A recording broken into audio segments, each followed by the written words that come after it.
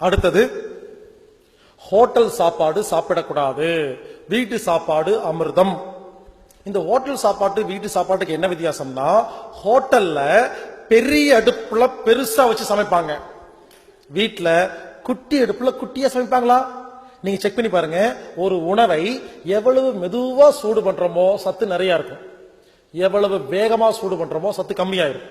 நீங்க கேஸ் ஸ்டவ்ல சமைக்கும் பொழுது சிம்ல வச்சு சமைச்சு பாருங்க, நிறைய எனர்ஜி இருக்கும். பெருசா வச்சு சமைச்சு பாருங்க, சத்து கம்மியா இருக்கும். வீட்டு அடுப்பை விட ஹோட்டல்ல இந்த மாதிரி பெரிய ஃபங்க்ஷன்ல எல்லாம் பாருங்க, பெரிய அடுப்பை வேகமா எரி வச்சு சமைக்கிறாங்களா, அதுலயே எல்லா சத்தும் போயிருங்க. அதனால முடிஞ்ச வரைக்கும் வீட்டு சாப்பாடு சாப்பிடுங்க, ஹோட்டல் சாப்பாடு அவாய்ட் பண்ணுங்க. ஹோட்டல் சாப்பாட்டுல அஜினமோட்டோ சோடா பல்லாம் போட்டிருப்பாங்க, அது டேஸ்டுக்காக பழசு போட்டிருப்பாங்க. பல ஹோட்டல்ல பழையதான் கொடுக்குறாங்க, ஏன்னா அவங்க பிசினஸ் பண்றாங்களா.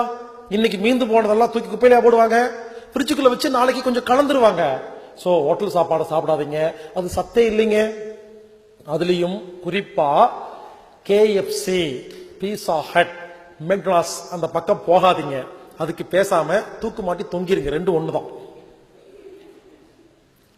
எங்க குப்பைய எந்த நாட்டிலயோ இருக்கிற மாமிச துண்டுகளையும் அதையும் இதையும் எக்ஸ்போர்ட் பண்ணி கண்டெய்னர்ல போட்டு குப்பையெல்லாம் அனுப்பிச்சு வச்சு அதை ஒருத்தன் வித்துட்டு இருக்கிறான், அது வேற காசு கொடுத்து சாப்பிடுறீங்க. யோசிச்சு பாருங்க. இந்த மாதிரி கடையில போய் சாப்பிடும் பொழுது 5000 ரூபாய் 10,000 பில்லு வருதா? சின்ன சின்ன கடையில போய் பார்த்தா 100 ரூபாய் சாப்பிட்ற பில்லு வருதா? இங்க போய் சண்டை, அங்க போய் தேங்க்யூ டீசென்டா கொடுத்தா விஷத்தை குடிக்க வேண்டியது. ஒரு விஷயம் புரியுமா? இங்க பாருங்க, உலகத்தில் உள்ள எல்லா மருந்து மாத்திரை கம்பெனி முதலாளியும் KFC, மெக்டானல்ட்ஸ், பீஸா ஹட், டொமினோஸ் இருக்கு இல்லையா, அதோட முதலாளியும் ரெண்டு பேரும் ஒரே ஒரு ஆளுதான்.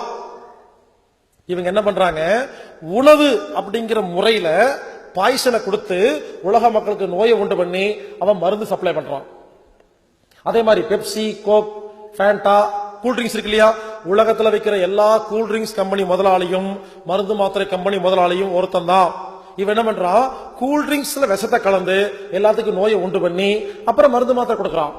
அதே மாதிரி கடையில வைக்கிற எல்லா soap, Hamam, Lifebuoy, Lux, Dove, Pears, paste, Pepsodent, Colgate, உலகத்தில் விற்கிற எல்லா கன்சியூமர் ப்ராடக்டுடைய முதலாளி ஒரே ஒருத்தங்க. அவன் யாரு, அவன் பேர் என்னங்கிறத நான் 4வது நாள் உலக அரசியல்ல சொல்லுவேன். புரிஞ்சுக்குங்க. உலகத்துல விற்கிற எல்லா பொருளும் ஒரு குறிப்பிட்ட குரூப்புக்கு சொந்தங்க.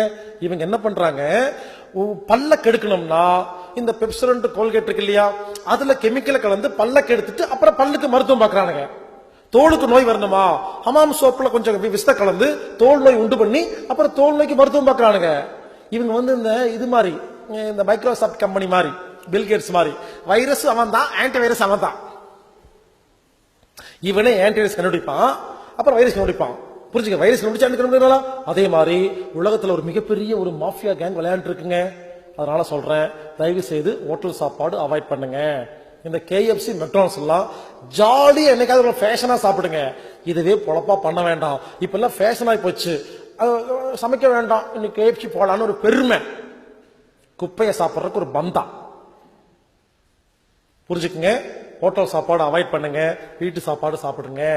வீட்டு சாப்பாடு அமிர்தம்னு யாருக்கு தெரியுமா தெரியும்?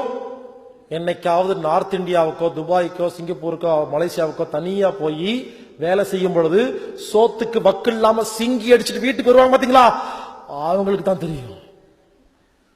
அப்புறம் வந்துட்டு வீட்டுல உட்காந்துட்டு ஒரே ஒரு தயிர் சாப்பாடு கூடாதுன்னு கேட்டு உட்காந்துருப்பாங்க. உண்மையிலேங்க, வெளியெல்லாம் போனா எங்க போனாலும் நல்ல சாப்பாடு கிடைக்கிறதே இல்லைங்க. ஏன் தெரியலன்னா, வீட்டுல நல்ல சாப்பாடு சாப்பிட்டு சாப்பிட்டு உடம்புல நிறைய தெம்பு இருக்கா தெரிய மாட்டேங்குது. 6 மாசம் வெளியே போய் சாப்பிட்டு பாருங்க, ஹோட்டல்ல உடம்புல ஒண்ணு இல்ல, ஆடி போயிரும்.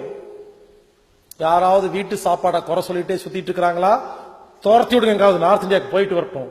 அப்புறம் உட்காந்து தக்காளி சாப்பாடு செஞ்சு கொடுன்னு கெஞ்சிட்டு இருக்குங்க.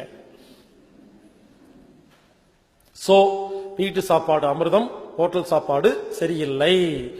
சாப்பிடுங்க, வேண்டாம் சொல்ல, அதுவே ஒரு பொழப்பா செய்ய வேண்டாம். ஜாலியா ஏதோ ஜாலியா என்னைக்காவது ஃபேஷனா சாப்பிடுங்க.